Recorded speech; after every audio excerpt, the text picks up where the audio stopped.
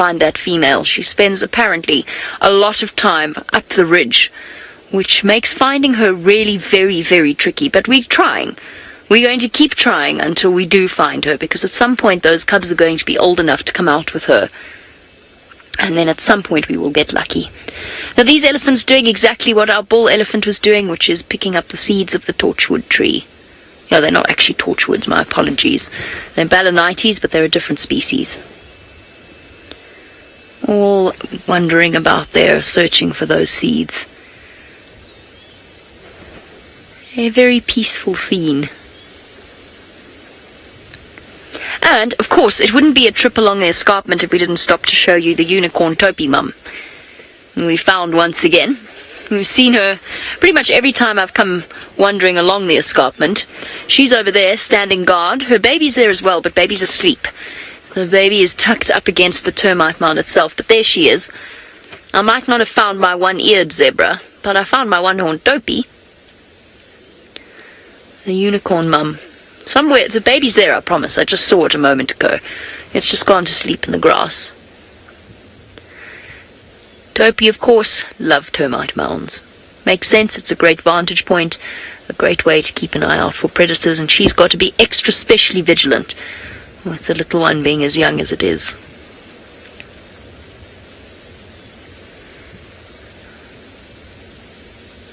Can see the wind starting to pick up again. Would make skydiving nearly impossible, especially from a hot air balloon. We're going to go off in search of the spotted cat with little spotted cubs next to her. In the meantime, let's go back to South Africa, where Byron has got his own spotted cat.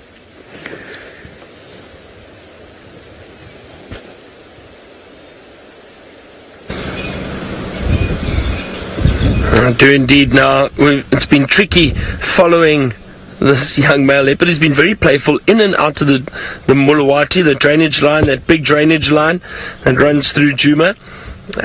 But he's at Chelepan at the moment, which is filled up nicely from those rains that we had.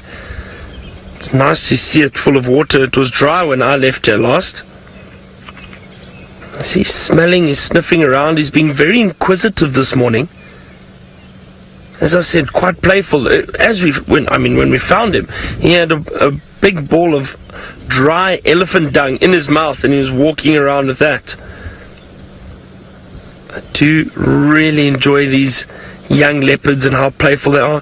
See that face he was pulling, he's just smelling, probably picking up on the scent of another leopard. Hang on, he's coming this way. Let's see which direction he goes.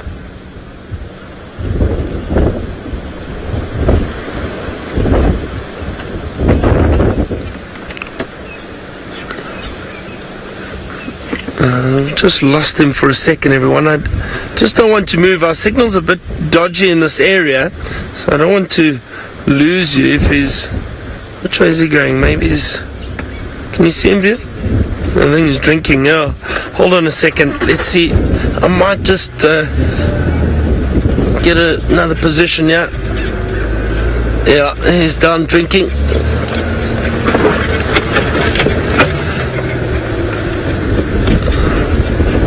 Second. There we go. VM, can you get him through there? Shaking off some water. Hold on a second. I'll get a nice view of him now. There we go. The light is a bit tricky at the moment, but luckily for us, VM can control all of that with the camera, because we're facing east, so we're looking into the sun. And Karen, you asked how strong is a leopard. A leopard is very strong, very powerful, and I would guess, pound for pound, probably the most powerful, one of the most powerful animals out here. And if you think of how they're able to hoist carcasses up into a tree, their agility, it really is incredible and fascinating.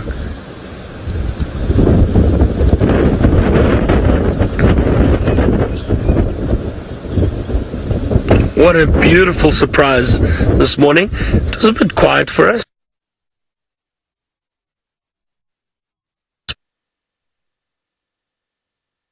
I have heard it before. See, he's heading backwards and forwards, back down towards that drainage line. It's moving around a lot, being very inquisitive. And all of this is a learning curve for this young male leopard. He's learning a lot about the territory that he's in at the moment, who's moving around here. Now, Tristan had that amazing sighting of the 3 male leopards. He had Tingana, the big dominant male leopard, and then the 2 young males. And it was, fascinating to see their interaction, or very little interaction. They were actually just in the same area. Now he's moving through quite thick little area now. We'll see. He's just going to pop out in front of the tree in front of us. See, there he goes. It's going to start getting difficult to follow him through here. I'll try to stick with him and just see, but from here it gets very thick and then moves down towards this drainage line which is in front of us over there. What a lovely sighting of him, and to see him drinking. Okay, let's see if I can just get through here quickly. Hold on. Alright, I'm going to see if I can keep up with this leopard. Oh, hold on a second. I think just stick with me for a while, because I'm scared we might lose this leopard in the drainage line. So while we've still got him, stay with us, because we may lose him after this.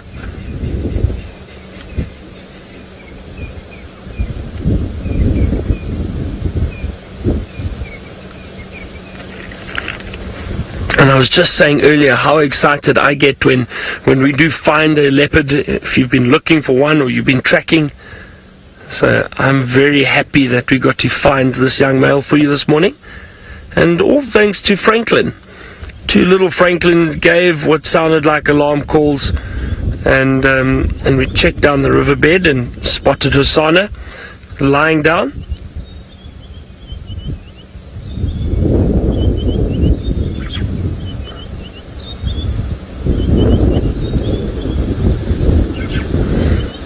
Now, earlier he actually saw, while we were following him, he saw or caught a glimpse of a duiker running or bounding through the bush, and he obviously gave a bit of a chase, a bit of a half-hearted chase, I would say.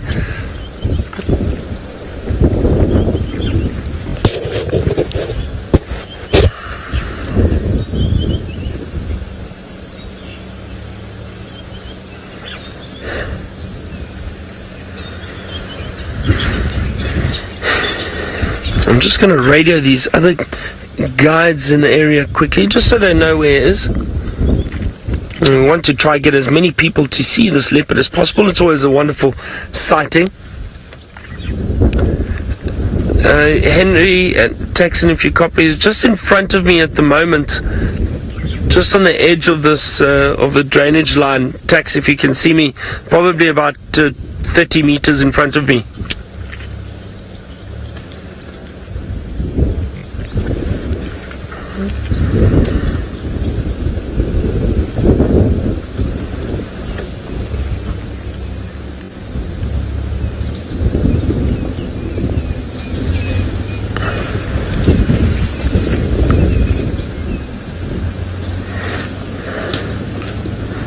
Luckily, the other guys are able to get around so they can also see him. You might see a vehicle pop into frame, and that's just one of the Djuma vehicles. They've got guests. There we go. Let me just Texan. Let me just reposition for us quickly, maybe. It'll give us a bit of a different angle. So hopefully we won't have the vehicle in frame.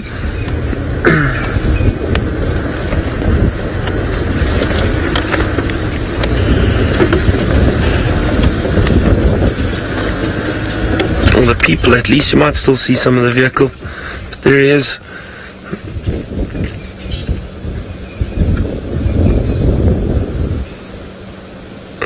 That's a wonderful view.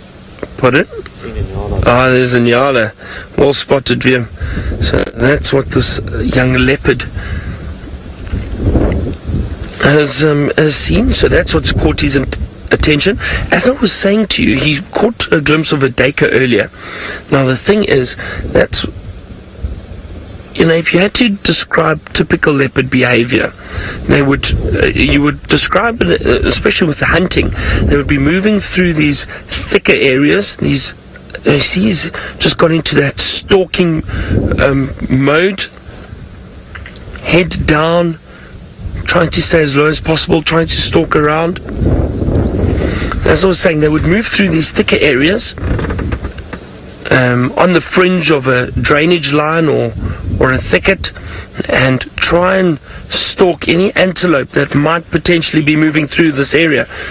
Anything from a duiker to a nyala to impala, anything that comes through here, he would potentially try to hunt. So I wonder if there's a young female perhaps in that area, and I think it was a young nyala that we saw, then most likely this leopard would try to hunt it. Anything bigger than that, I don't think, a big male nyala, I don't think he's got the experience for that just yet. I'm going to try and go around and see if we can get another view of him. Like I said, it's starting to get quite thick here now.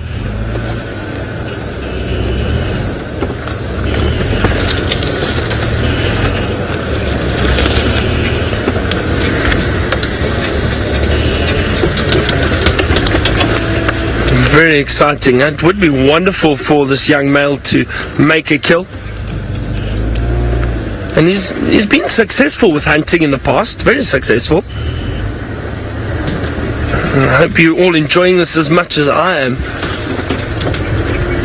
What a nice morning. Tristan will be proud of me.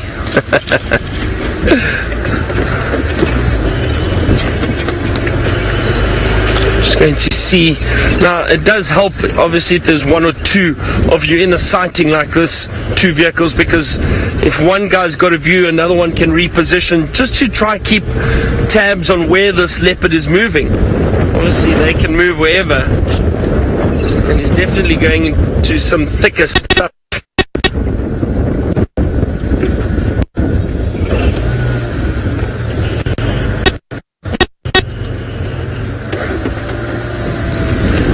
Sky, it's a difficult question. You asked if lions, or which one represents the pinnacle of cat evolution. Now, I'll tell you why that's a difficult question, is because they've both got a different niche, a different role. Some people have a niche. They've got a different role in nature and in an ecosystem. So you can't say one is better than the other, because they're both completely. Can you see him back there? There he is. There he is. Hold on. He's coming through here. There he is. Oh, I think he's given up on his nyala. He's just through there, have you got him there?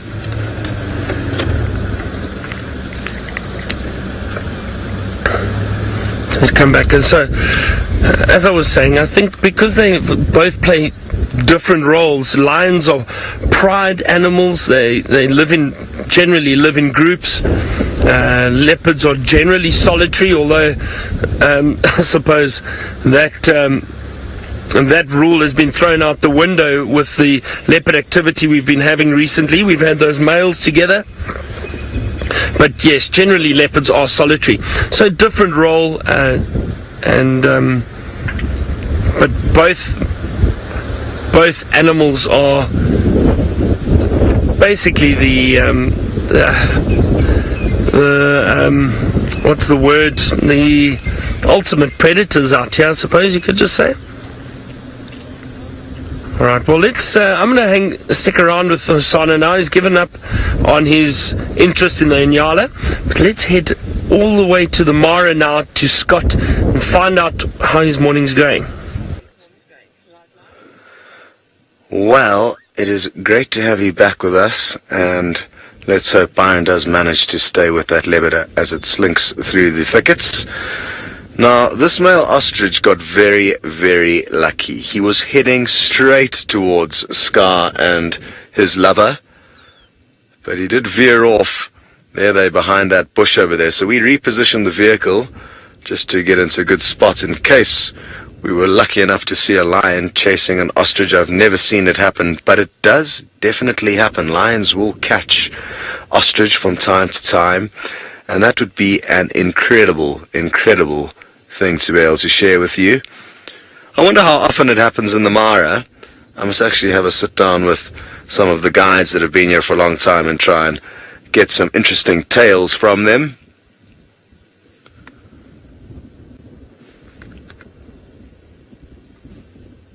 The wind is picking up, which is a welcome relief. It was a dead still morning and it was very warm, but like I say, there's a fairly cool breeze now.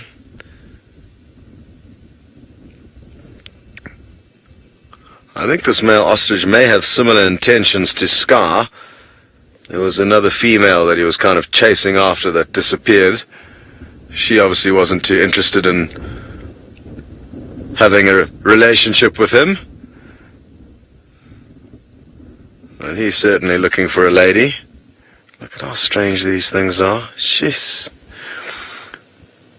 And they are huge. I mean, their feet are about a size 9. I'm a size 9 shoe. I guess it depends what standard measurement you're using. I'm not sure how it works in America. I'm a UK size 9, and their feet are as big as mine, with very long claws, or you could say talons, I guess, on the end.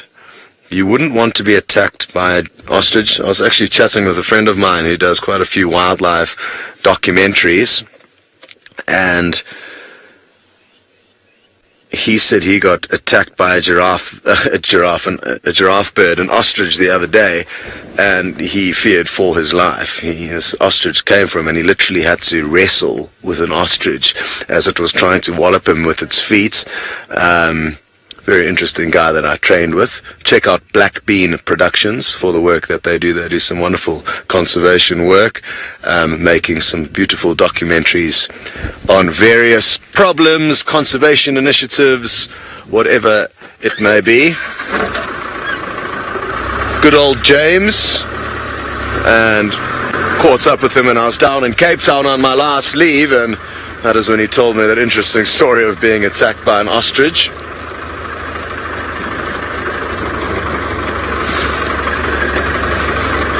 So it's almost getting to the point where I may lose hope in these lions,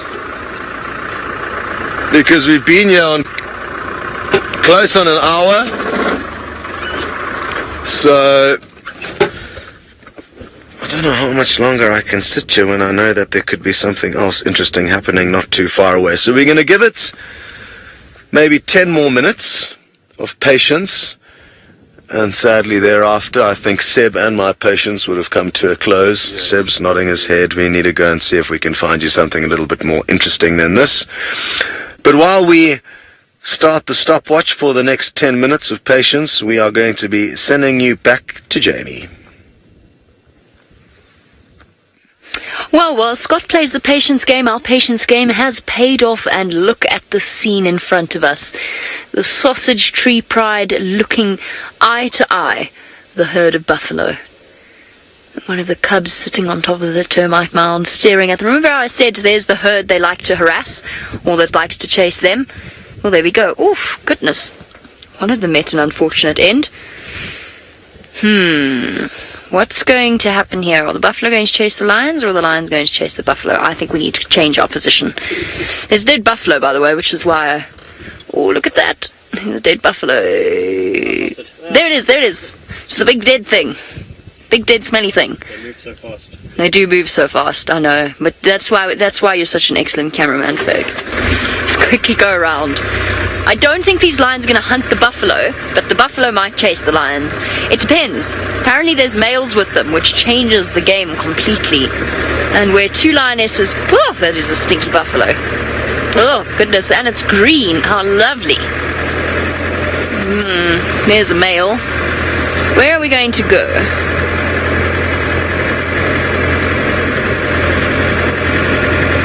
Which way is this scenario going to play out? Can I get up here?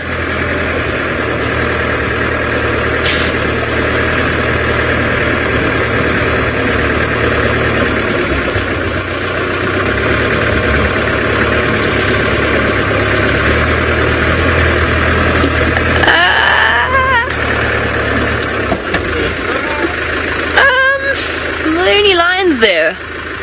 Then I'm gonna drive onto. Unleash full fury. Oops. No, let's not unleash full fury. Let's unleash no fury. Let's go that way. Well, yes, we could get up this hill if we. Sorry, girl. Sorry. Morning. Sorry, lady. We could get up there if we unleashed full fury, but I'm not sure that that's necessary. I think we could do this instead.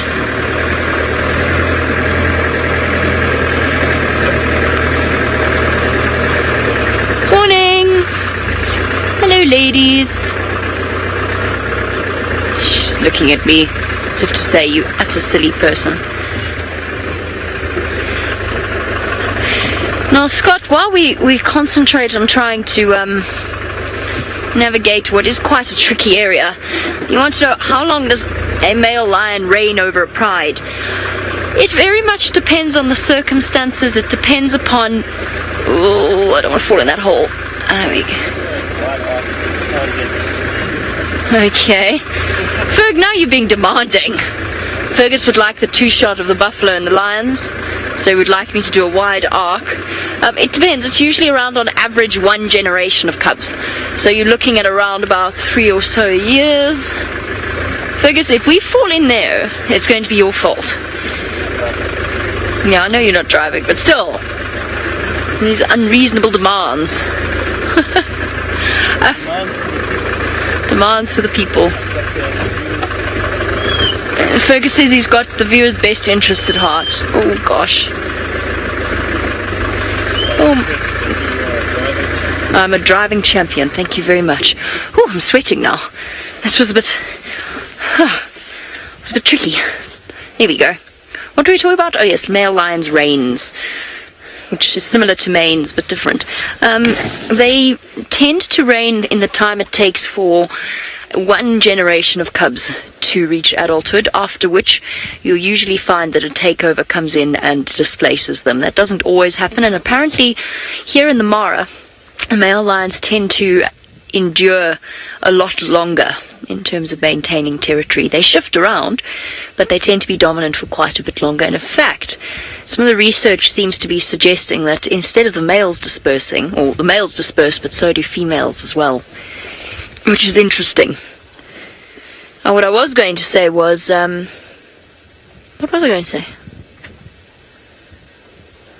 Males, lions. Oh, the reason being, when it makes sense, the way that nature has created this scenario is essentially because if the male lion is in power for longer than 3 years, his daughters will reach sexual maturity and he will breed with them.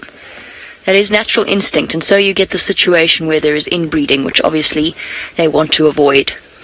So nature has developed a way of making sure it does still happen, but reducing the chances of it happening. There we go, look at this female. Yes, there's lions here. You know them, you chase them all the time. Yes, you do. Pretty pink nose. She's got a lovely pink nose. She's one of the pink-nosed herd. I didn't actually notice that. I'm so busy looking at the lions, but she does. It's one of the pink-nosed buffalo. And there's about 4 of them in this herd, 4 or 5 of them, with lovely speckled pink noses.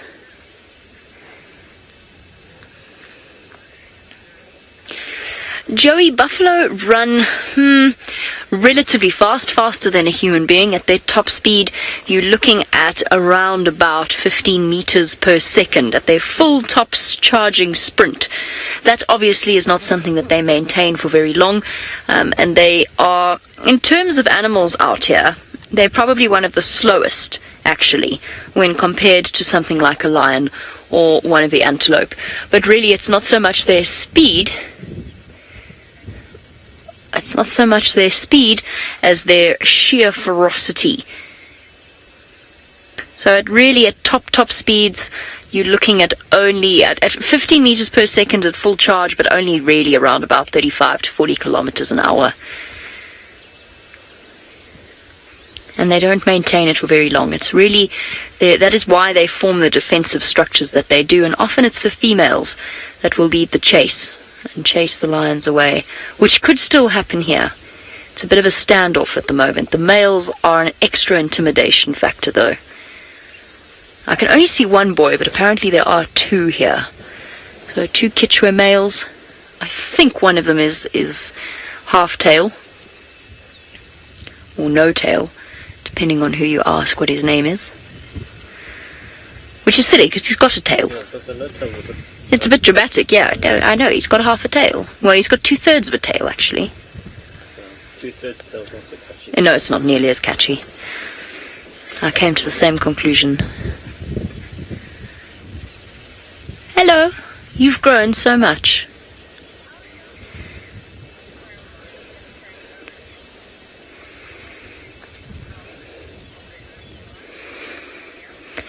Aria, absolutely that does happen. So Aria's question is, do males then take over new prides if they are pushed out of their old territories?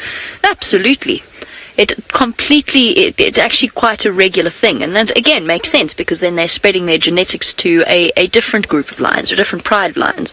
So for example, when the Matimbas were pushed out by the Birmingham boys of their territory around Djuma, they ended up down south, and they ended up fathering cubs by the Salala pride. So yes, it does happen, absolutely. The musketeers, like Scarface and the lion that you've seen with Scott, they used to be dominant over the other side of the river, over the Paradise Pride. Well, they're still dominant over the Paradise Pride, over the Ridge Pride, and they were pushed out by Blackie and Lipstick, who are now dominant over the Ridge Pride, and the musketeers have sort of moved a little bit towards the Magoro and the Paradise Prides. Okay, we're going to sit patiently and see how the scenario plays out with the lions and the buffaloes. Meanwhile, let's go across to Scott, who apparently his patience has no longer, what's the word I'm looking for? His patience has vanished. Waned, thank you. His patience has waned, and he's left his lions. Well, yes, our planned 10 minutes of further patience was cut short due to the fact that we got the report that Jamie's lions are looking intent on those buffalo. So we are now racing in that direction so that we can try and provide you 2 angles of the events that may unfold. And wouldn't it be wonderful to be able to have Jamie maybe behind the lions and us on the other side of the buffalo? Either way, just giving you the 2 different perspectives of both predator and prey. That's something I was just discussing with Seb now. Something we don't do very often, but I think it's definitely worth us trying to do as and when we can. Of course, we don't want to put all of our eggs in one basket. And sadly, I think I've just got a whispering saying it's not really looking very promising anymore. So we can slow down. Seems like the buffalo are moving off and the lions don't seem hugely intent on following them. So, well, it was exciting racing about for a little bit, at least. Good prospects.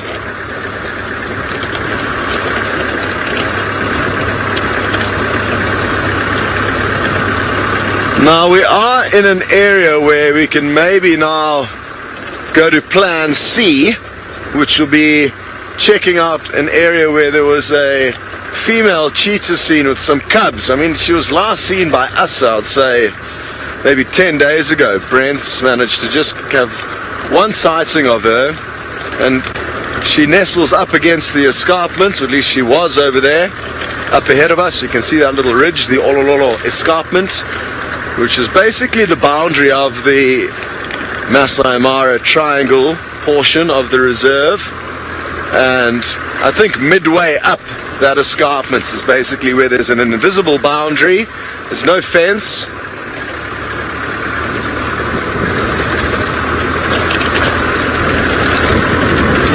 So, that is our goal now, to try and find you the third big cat of the morning, possibly. You've already had lion and leopard, multiple lion. And speaking of the leopard, why don't you head on back to Byron to see if he has managed to stay with it as it was lurking through some thickets. Good luck.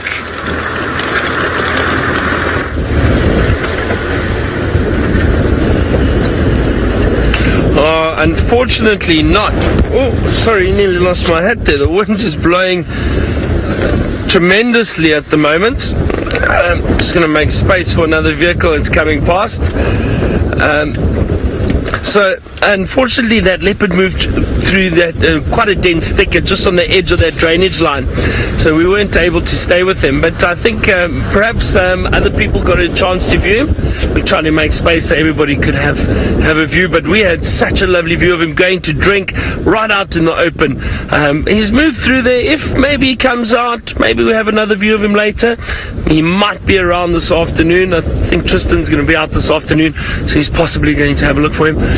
Viam and I were just discussing that. I think what we're going to do is we're going to head around back towards camp and just check around Gallego Pan, that little pan around the back of camp. We heard that male leopard calling last night, and I've got a feeling he's still in that area somewhere. Maybe. I mean, they do cover a huge distance, and especially that male, he does cover the big dominant male Tingana, who we think, I mean, I'm always very careful with assuming which leopard it is until we see for sure. And we can, we can kind of tell by the tracks, but I guarantee you no one 100% knows exactly which leopard it is, and I'm always very careful of just assuming. But it was a leopard that was calling last night, so dominant leopard, marking territory by calling, so I think it was Tingana. So I'm going to have a look around. Maybe he's still in this area, so who knows. We'll see if we have more leopard luck. But that was such a nice sighting of Hosana. I'm glad we got to see him at least.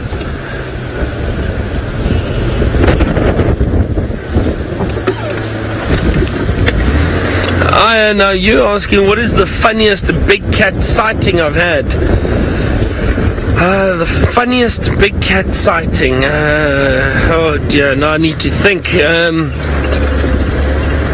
What funny sighting have I had with a big cat?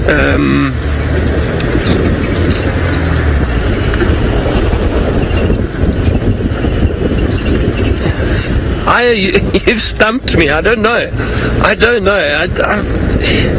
I've been very fortunate, and I've had a lot of big cat sightings in the past, and each one's been different. Seeing young leopards trying to learn when they're climbing trees can be quite entertaining.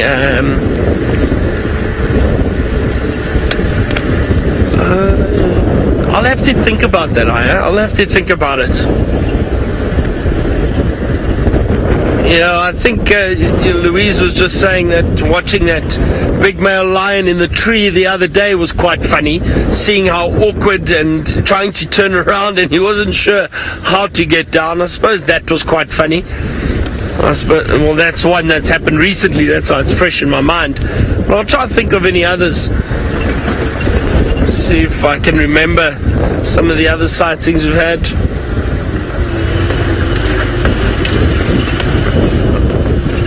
I did have a sighting once, and it was one of my, not one of my first leopard sightings, but one of the earlier leopard sightings that I had at Londolozi.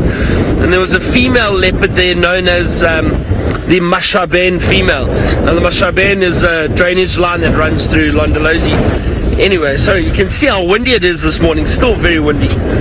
So the Mashaben female was a successful female, very much similar to Karula, I suppose, in terms of having a lot of offspring and being dominant in the area for a very long time. And she gave birth 1 year to 2 little cubs, 2 young males. And we got to see these cubs quite regularly. And one sighting we had, these 2 young males, they must have been about 6 or 8 months, so fairly big already. And they were playful. They were basically running around, chasing one another in and out of a drainage line. It was such a great sighting, and it's one that really stands out for me, like I say, because it was one of my first more early leopard sightings, and something like that was unbelievable. See these two males, and they were up and down trees and tackling each other, and that was funny and enjoyable at the same time. It was amazing to see.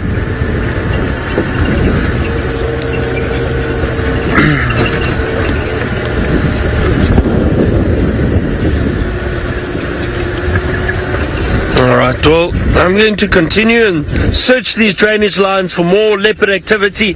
Let's go across to Jamie and find out what one of her funniest big cat sightings are.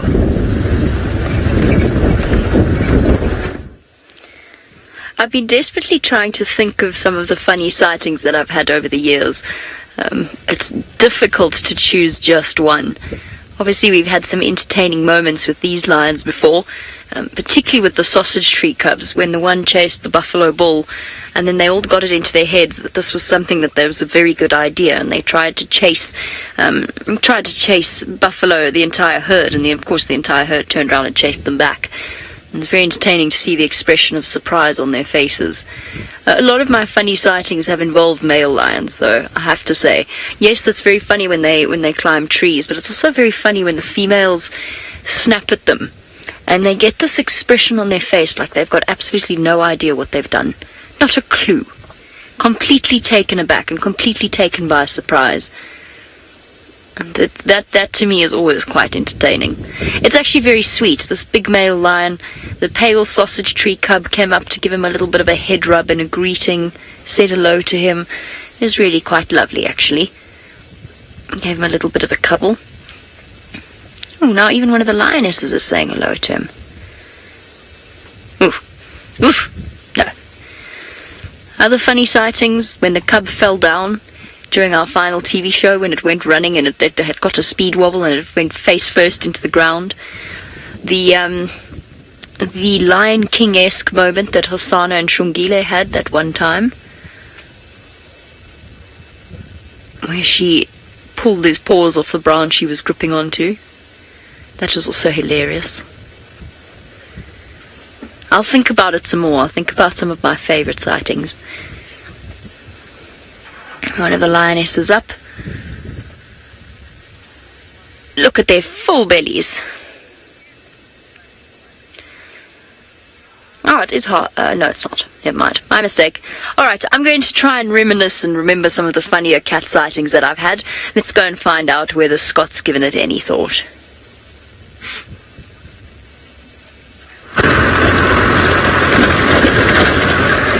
So I've been racking my meager filing cabinets for possible hilarious sightings of big cats, and there's a kind of montage of cats having to deal with water. Now, lion, leopard and cheetah ordinarily will try and avoid water, and they don't really enjoy it as a general rule. So finding the musketeer coalitions when they're crossing the rivers or any kind of streams is often quite funny, and I love the way that they hiss at the water and the knowledge that there could be a crocodile lurking there.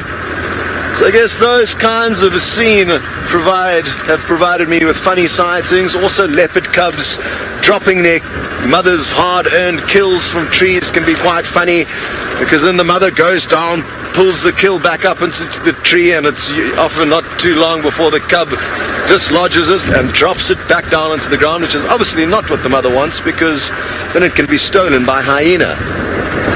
But I don't have one stand-out memory that comes to mind. Maybe it's just the fact that I didn't have enough coffees this morning, that my brain is not fully engaged.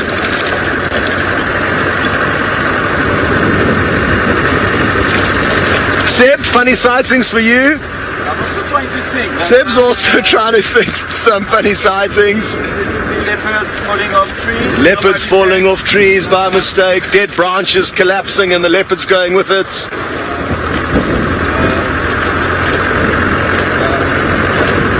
So sadly, both of us aren't coming up with very good stories.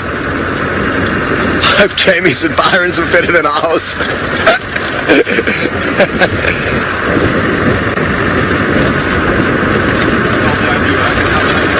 Okay.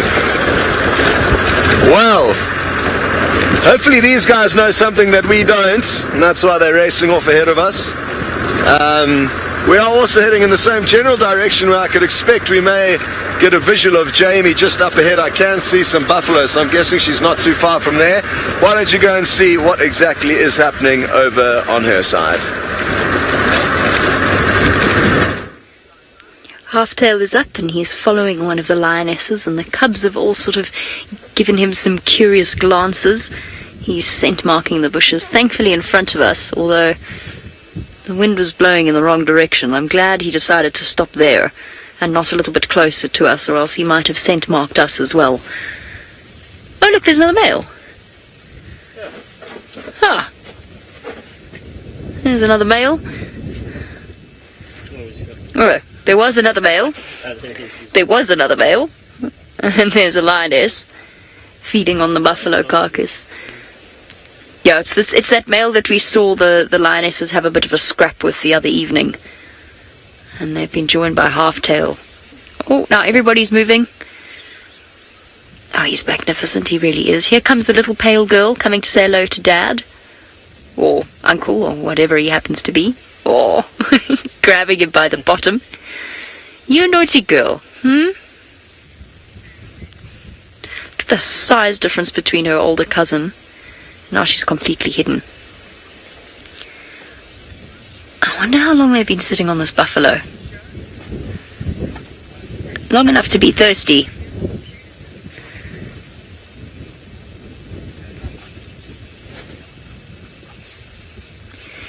Forgive me, sorry, I think I might have understood the question from Joseph. Chantal, please can you repeat it? I think I heard they say that lions are one of the biggest predators.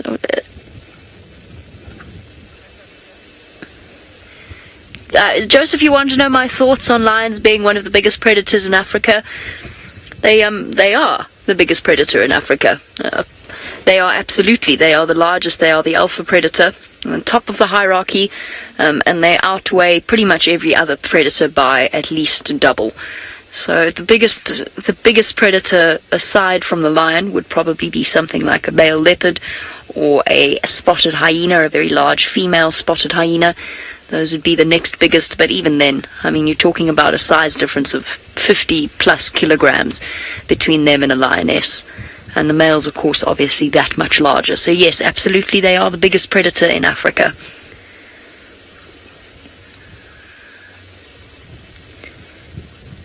Here comes little pale cub. She's going to go and drink next to Dad. How sweet is that? She doesn't look so pale today. I think it's because she's covered in buffalo. Budge up. Budge up, I'm thirsty too. No, okay, fine. I'm going to find my own drinking place. Oh, look at the belly on her. You are disgusting. You are so filthy. You've been rolling in buffalo carcass and mud. Yes, you have.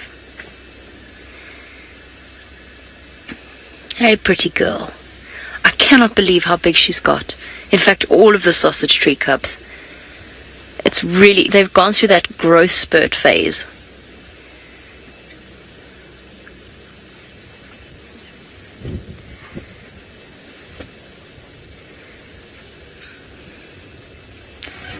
Looking across at the male. It's also interesting, one thing I've noticed here is these males they're not afraid of the cubs, they're afraid of the females. And so when the cubs come and give them attention, they often run away. Come on, say hello. Say hello, look how desperate she is for your attention. Look. Oh.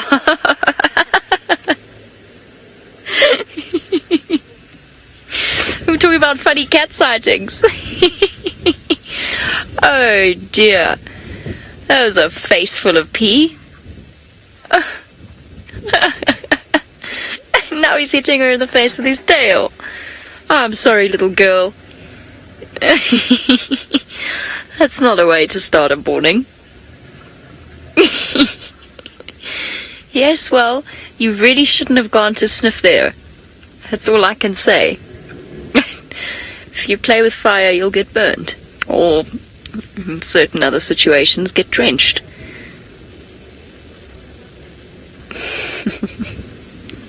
It's really nice to see these cubs with the males. It's not something we often actually get to see. And these males tend to wander about. They go all the way down to the Mara River. So this is special. And they obviously help the females bring down a buffalo. Look at you. You've got so big. And that cub is all personality right there.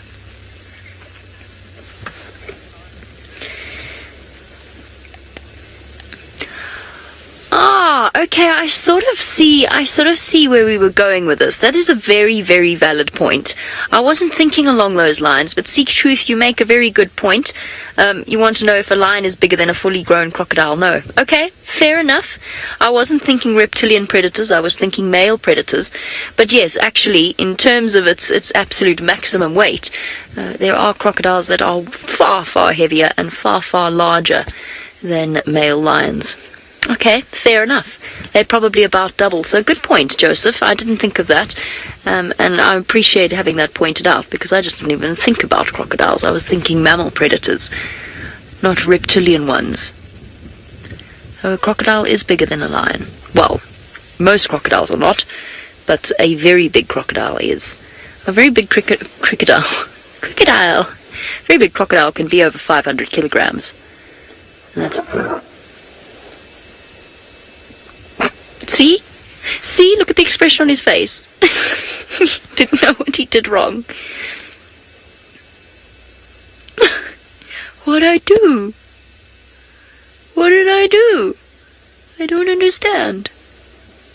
I just went to go and sniff your bottom. Nothing wrong with that. Sorry, buddy.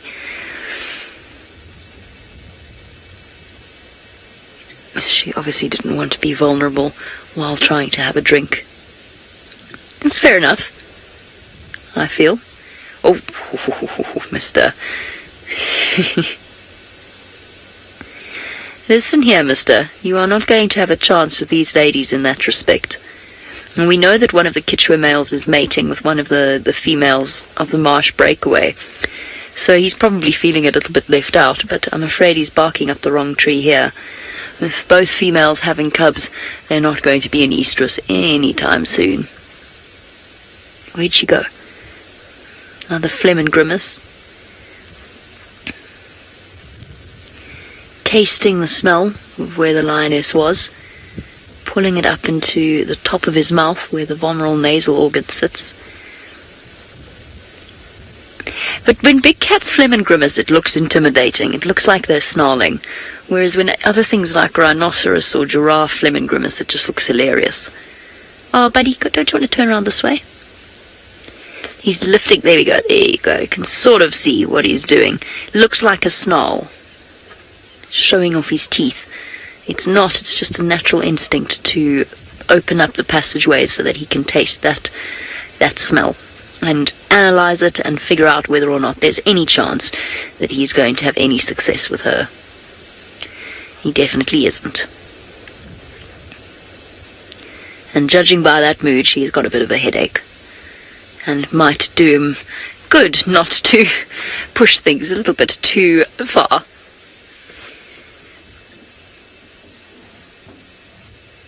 We're going to sit here with the largest mammal predators in Africa.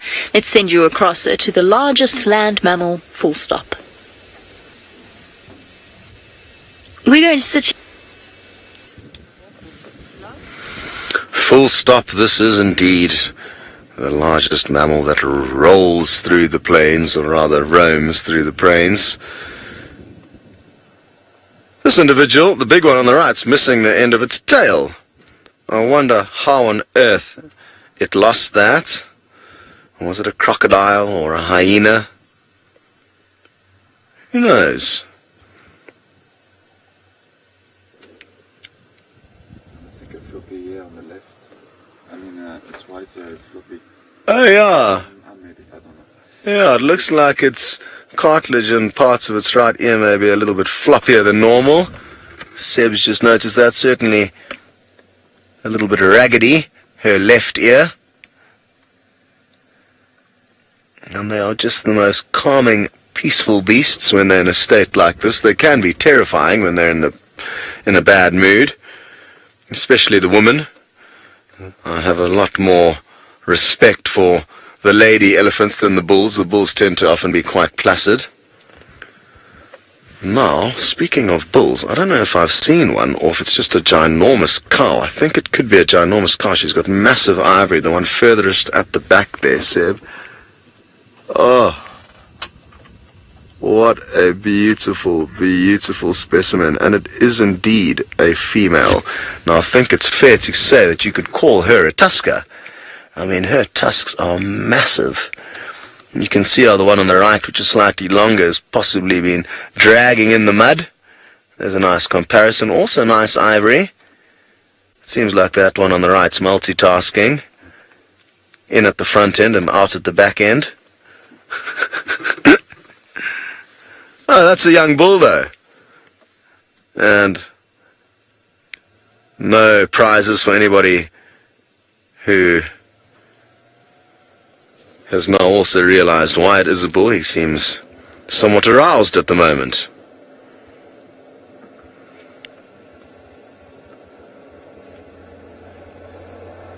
Wonderful. Now, this is a young bull, so I'm guessing it's just lingering around its mother for a little bit longer than it ordinarily would, judging from its size. It will probably be heading off and starting to be more solitary or hanging out with other bull elephants.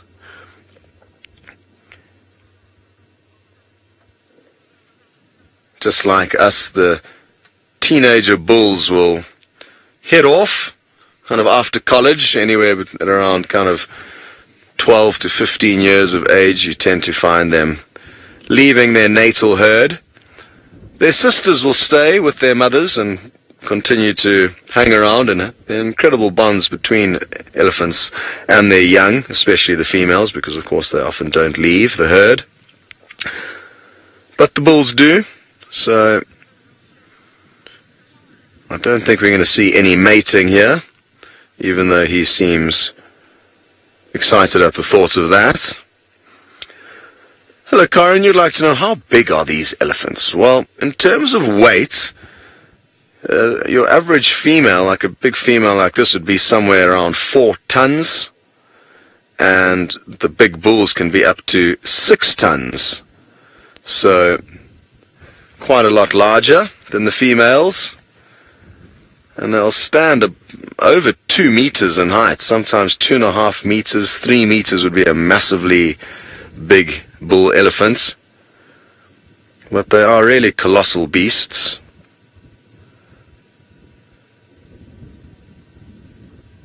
And it can be very deceptive being in a vehicle. I think it's a combination of our brain just computing things, and we assume we're a little bit bigger than we are. When we are in the vehicles, we elevate it off the ground a little bit. But when you're on foot and you're viewing these guys, it is an incredibly wonderful sensation of adrenaline, because especially the breeding herds of females like we're viewing here, they can be very protective of their young. Sure, she is a magnificent, magnificent specimen. Wonder how old she is.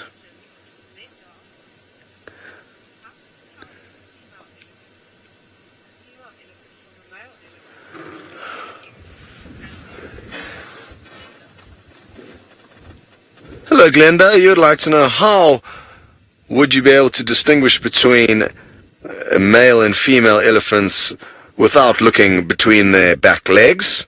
And if we look below her front legs, there's a good angle now. You can see one of her mammary glands poking out to the left there. She's got 2, one under each armpit, under her front leg. So that is what I spotted initially from a distance, which helped me confirm that she was in fact a female. Another way of distinguishing is when they turn broadside to you, which is not quite at the right angle yet, but their forehead has got a kind of 90-degree angle at the top. So let's see now, it's getting a little bit better. She might have a bit of a speed wobble as she goes down here. Good oink. So there you can see quite a prominent angle. Although she doesn't have the biggest, she's actually got slightly less of an angle than normal, but usually the bulls will have a much more rounded forehead than the females, so that's one way of doing it. Also, ivory thickness, I mean, that would be quite thin ivory for a bull elephant with ivory that long. So generally the female's ivory is not quite as thick as the male's. Oh, that one's definitely got a floppy ear there. And sometimes I think they may be born with it. You know, they're possibly lying funny in the stomach before they get born and the cartilage gets crushed or broken. I don't think it causes any huge issues to the elephants.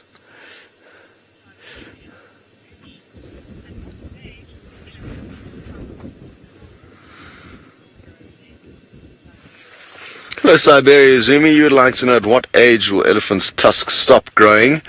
They grow throughout their life. They've got two pairs. The first pair falls out at around 6 months of age, the milk tusks.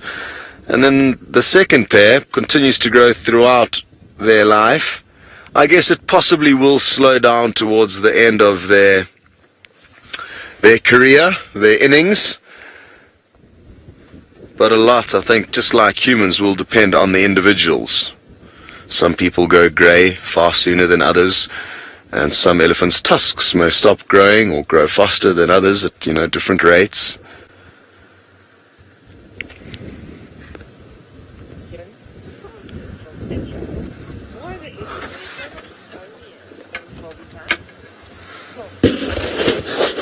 Hello, Francis in Israel. You would like to know, why are the elephants here more bony than the ones down south in South Africa?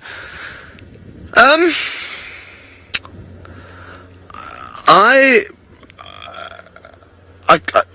not convinced that is the case. I mean, it could be. I'm not sure what the rest of you guys think. Seb, I haven't noticed any huge differences. Occasionally some elephants, in areas where they may be going through a drought or hard times, may obviously get a little bit skinny. But these guys, I think there's enough food around, and I don't think they're in any kind of worse shape or skinnier than the Sabi Sands elephants, to be honest.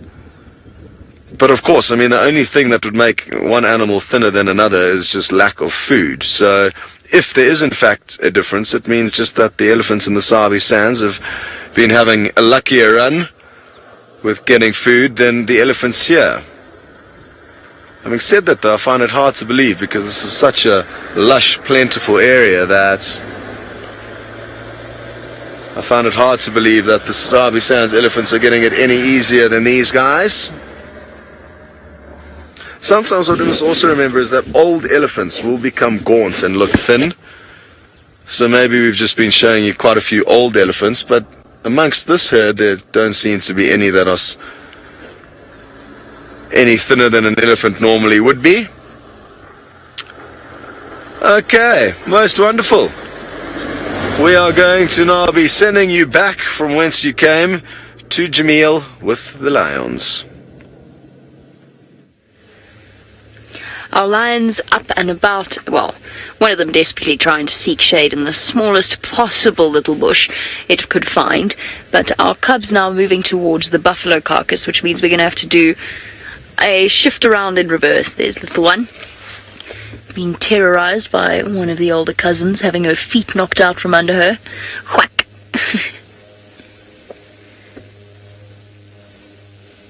And now going to go and have a drink. Oh! Here's the male. Found him.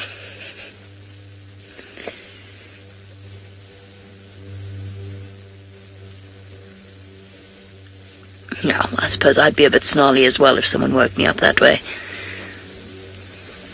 Okay. Let's do some... I think we need to do some shuffling. We probably do. Okay, this could take a while. Just so that you're all forewarned. Well,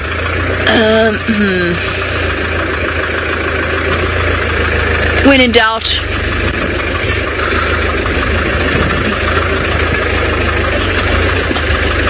How did I get up here? I can't really remember.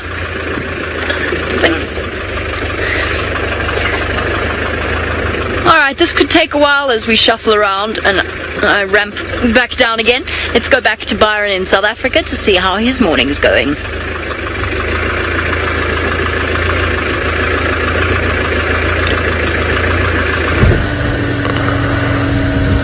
Alright, now, I'm just listening to an update quickly. Hold on, everyone.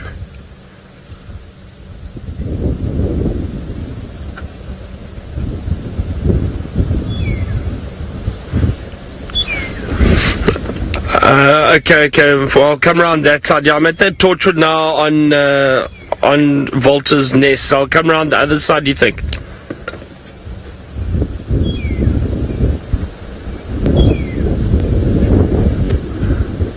So I'm just listening to an update, everyone, about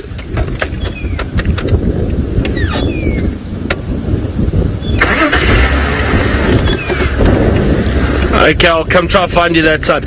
So what's happened, we've been driving around trying to see if we had any sign of that male leopard that moved past camp last night.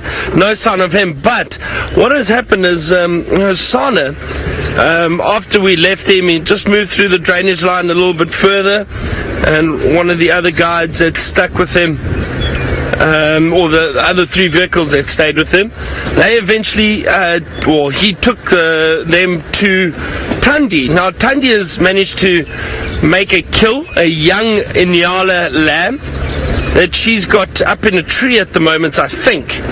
But we're going to get back in there and have a look and see, maybe we get both these leopards. Apparently there is a bit of interaction between these two leopards. So that's very exciting. So I'm going to try to get back there. But it's still in a very thick area, so I just hope our signal is okay. Let's hold thumbs.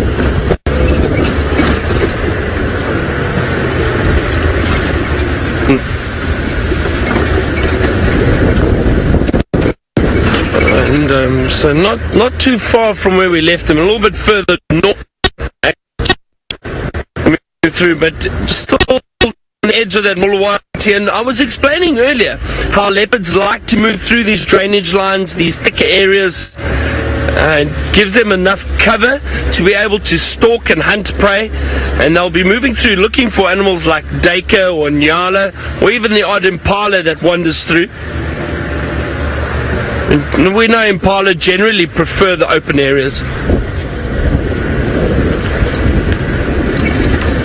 Sorry, Lou, you said Elizabeth asked.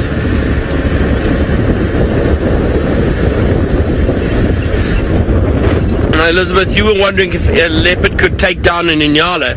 Definitely they can. I've seen male leopards with big full-grown male Inyala kills. Now female leopards, most likely young females, they will hunt most likely young females or lambs, something a bit smaller.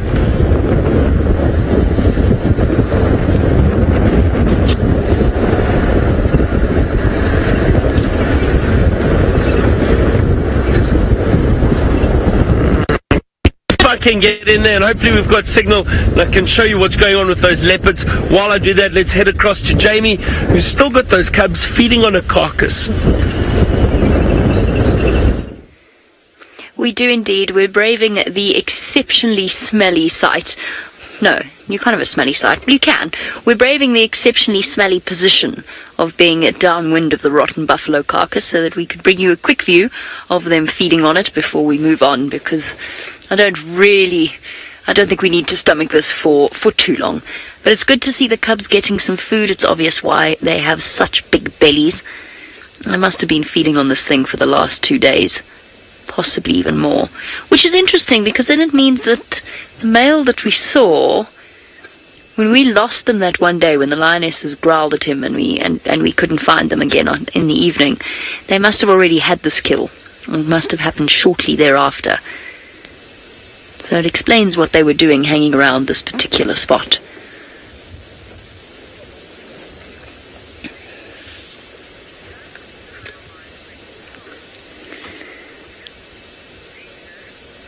Lendo, absolutely a male lion does take charge of a carcass, especially if he's hungry. If he's full, he might be a bit more tolerant, but if he's feeling particularly hungry, he will push the females and the cubs out of the way, and he will enjoy usually the kill to himself or with another male, but then occasionally he'll share, but he'll have the best possible position and he'll get the best parts of the kill. So yes, absolutely, the male will take charge of the kill, and it's quite common for lionesses to actually hunt something, kill something, and not get any of it at all. If it's something quite small and there's a male around, he'll come in and he'll eat it, and they'll have to go off in search of the next meal.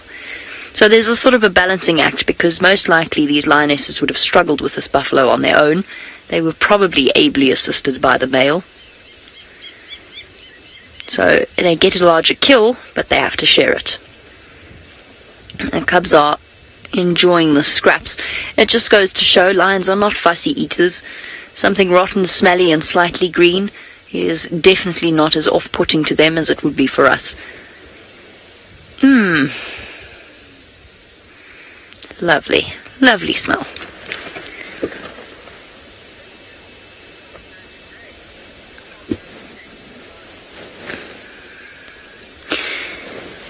Asman the Great. Aslan the Great. Is it Aslan or Hasman? Aslan, surely. Aslan the Great?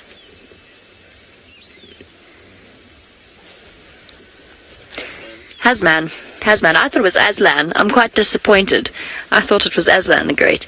Hasman, not to insult your name. Hasman the Great. The lions have incredibly quick metabolism. So do cheetah, even faster than those of the lions. But the lions will have fat bellies like this, and by tomorrow night, if they don't eat anything else, they will be almost flat-bellied, and by 2 days' time, that meal will be completely digested and done. So they do digest very rapidly.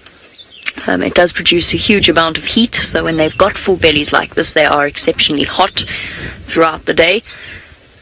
But it is a very rapid process, and so in the next 2 days they'll be hungry if they don't eat anything else, even with massive bellies like the ones that they're sporting at the moment. I mean, they're basically waddling about. They're so full. But of course, like all predators, they will gorge themselves, because you never know when the next meal is coming from, or where the next meal is coming from. So as a result, they will eat and eat and eat and eat until they simply cannot eat anymore. Their stomachs have the amazing ability to distend, not descend. Well, they descend too. They descend as well. But distend is actually the word I was going for. I'm just having one of those mornings where I've forgotten how to speak.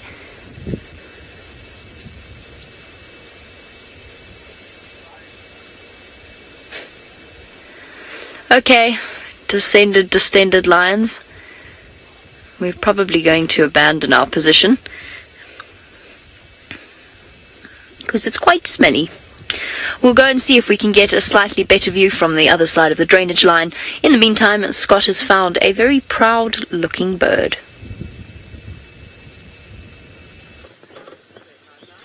Look at how cool this is. It's a grey heron, and it's very, very focused, as you can see. It's looking for some breakfast, possibly frogs or little fish in this little stream. And nice big wide feet to stop it sinking into the muddy habitats that it likes to hunt in. That's a Cape turtle dove calling next to us. Kuro, kuro. And we're going to have to reposition. Now, I'm told it was quite a smelly affair down there with the lions and the buffalo. This same area was also quite a smelly area for quite some time before I arrived here, actually, because a hippopotamus died, and it was kind of rotting in this little pond below us. Well, sadly the heron flew off. Obviously wants to go and look for breakfast in another pond. But yeah, I remember just as I arrived, driving over this bridge was not a very pleasant affair. So I'm hoping Jamie's repositioning both provides two things. It gets you some better views, and it gets them on the right side of the wind so they don't have to deal with that horrible smell.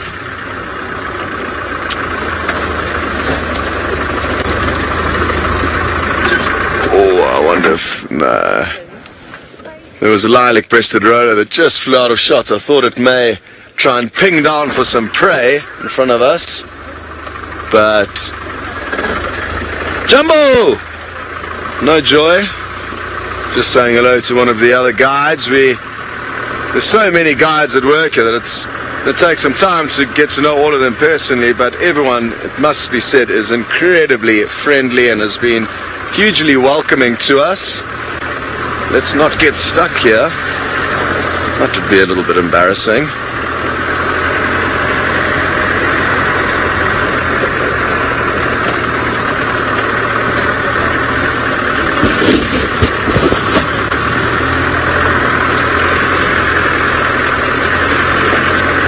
Not sure who is asking this question, but you know who you are.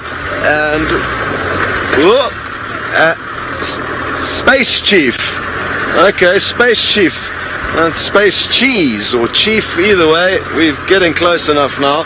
You'd like to know how much of a battering these vehicles take by being out all day in some sometimes quite bumpy roads and hardcore terrain. And they do incredibly well, these vehicles. When they are working in terms of the engine, they can go just about anywhere. And one flat tire, and I put that down to the actual tire being old. When we got these vehicles, they were in an absolutely diabolical state. I had road tires on mine for a while, slipping and sliding everywhere. But now that we've got proper tires and everything, none of us are getting any flat tires. And compared to the Sabi sands, it's fairly easy terrain to negotiate and off-road in, because there's not too many thorny bushes, and there's also not too many areas that are thick and rocky where you can hit stumps and pull out brake lines. So it's actually been great. Quite a lot easier than off-roading and having to deal with flat tires compared down south in Djuma.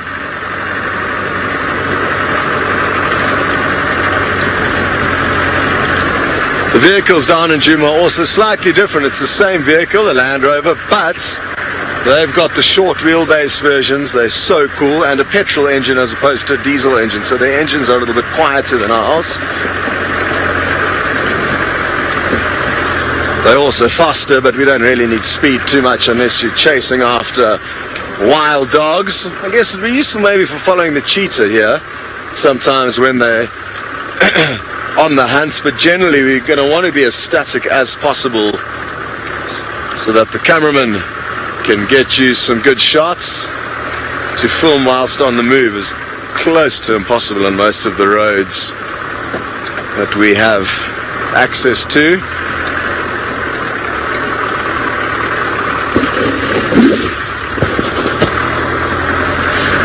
So I'm wondering if the Angama pride might not poke their head out. They often spend time in and around these thickets to our left. So we're heading into their territory now, which is basically, they're just north of the pride of lions that Jamie's spending time with.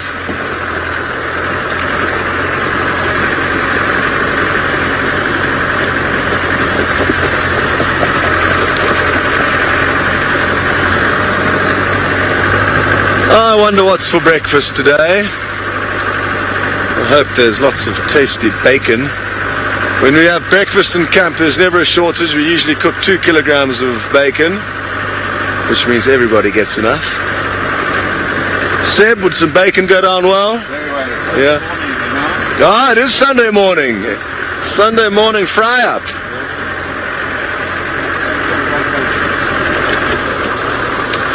Last night we had the local sheep for the first time. We've been, the Maasai people herd cattle, sheep and goats. But the sheep that they farm here are kind of fat-tailed sheep. They're not like the regular kind of sheep or lamb that we would have access to. So it's a little bit of a different taste to what we're used to, but we did have a delicious Maasai sheep curry last night, so that was the first time we had Maasai sheep on the menu. Trying to mix it up between the goat and the sheep.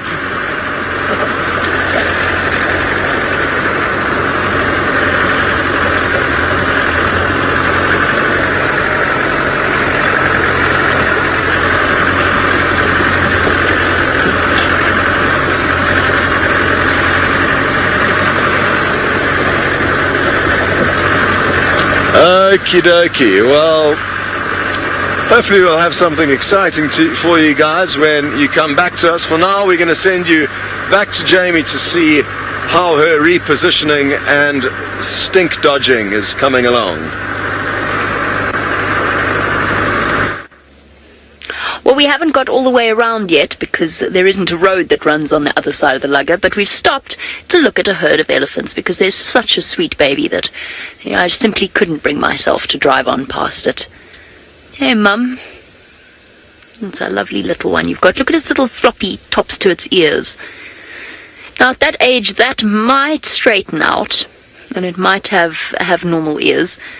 But it could be that it's just been born that way, in which case it could have floppy ears for the rest of its life and be very, very distinctive. They're so sweet because they're so perfectly symmetrical. Like little angel wings. Like little angel wings. That's exactly what they look like. It's so sweet. I think her ears are going to stay that way. I don't actually know if it's a girl or a boy. I think it might be a boy. I think your ears are going to be like that the rest of your life. Yes, I do. Just a slight birth defect, slightly floppy ears. Looks like it's a male.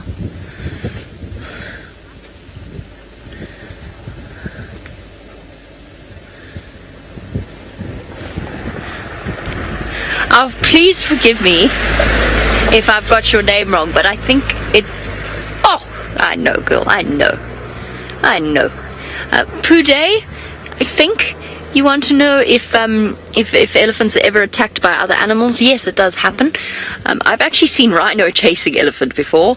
I've seen buffalo charging baby elephant.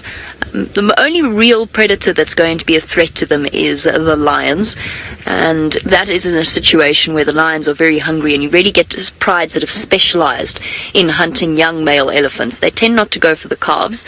A newborn calf is also vulnerable to attack by lions or hyenas, but most of the time the entire herd will form a protective circle around it and make sure that it is safe in those first fragile few hours. Crocodiles also go for baby elephants. Sometimes they grab them by the trunks when they're drinking, in which case the footage of that, I've never seen it, but I've seen the footage of the entire herd racing forward to protect a baby elephant from a crocodile. But for the most part, they are relatively safe from predation. They're unlikely to be attacked, especially in a place like the Masai Mara, where there's so much other food available. Yes, oh, you've mastered your trunk quite well, little boy. That was quite impressive. Hello, Mommy. It's all right. It's okay. It's okay, Mommy. You go across the road. I'll just sit here. All right, Mommy. It's okay, it's okay. It's okay. Here you go. Come on, little one. Okay, so we wait for our roadblock to depart and to move away from us. We're going to give her plenty of space because she's not in a good mood. Let's send you across to one of my favorite leopards on Djuma.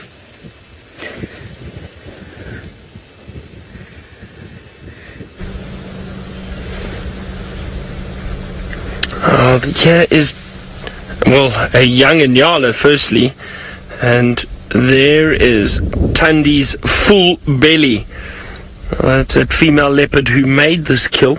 So she killed the young Inyala, and we were chatting about this earlier, about a female leopard the size of an Inyala that they would go for. So they'd probably prefer a younger Inyala. It's a bit easier, but you can see she's fed really well. Her belly is very full, and she's up in a little, what looks like a dried jackalberry. It's a jackalberry that she's in.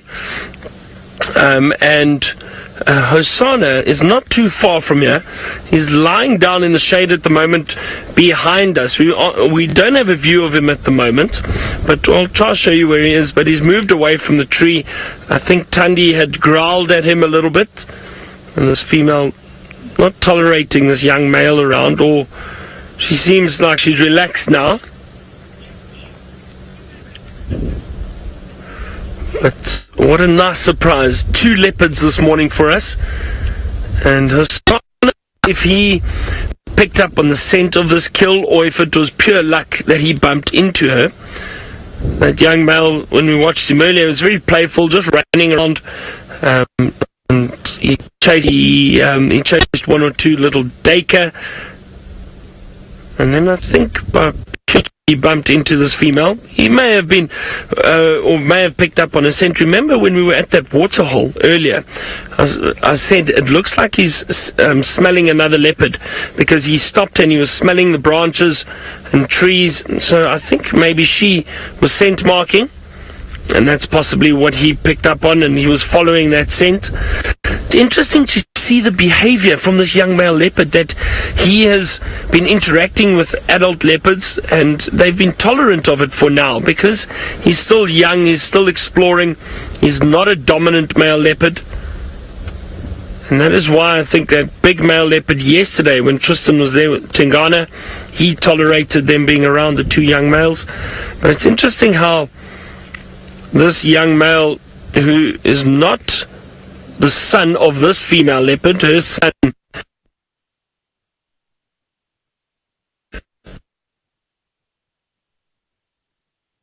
to be hanging around and bumping into a bit. I suppose because he's moving through her territory, so it's inevitable. Now, Mr. P, you asked how much longer before, or how much longer will Tingana, the big dominant male leopard, tolerate these young males around? Well, until they start showing signs of setting up territory, getting a bit bigger. And I would guess at about 4 years old, I think that he would then decide that they're now at an age where he needs to push them out. 3.5, 4 years old, I would say. From what I've seen in the past, that's generally when leopards then start trying to set up territories for themselves. Males, that is. Females, it will be a bit younger. What a wonderful view of this female up in the tree.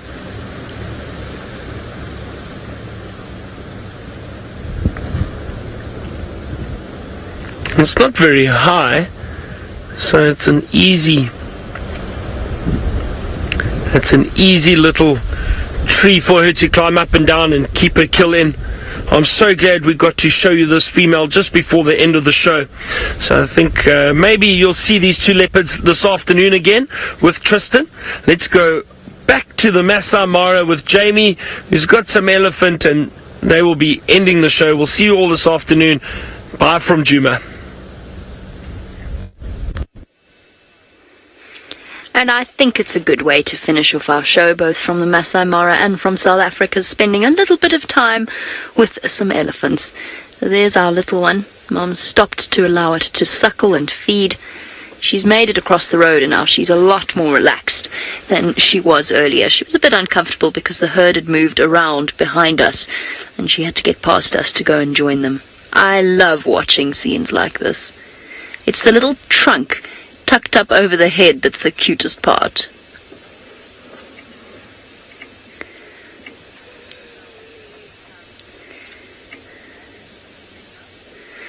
Linda, yes, all adult elephants' females will have calves, unless there is something wrong with them in some way.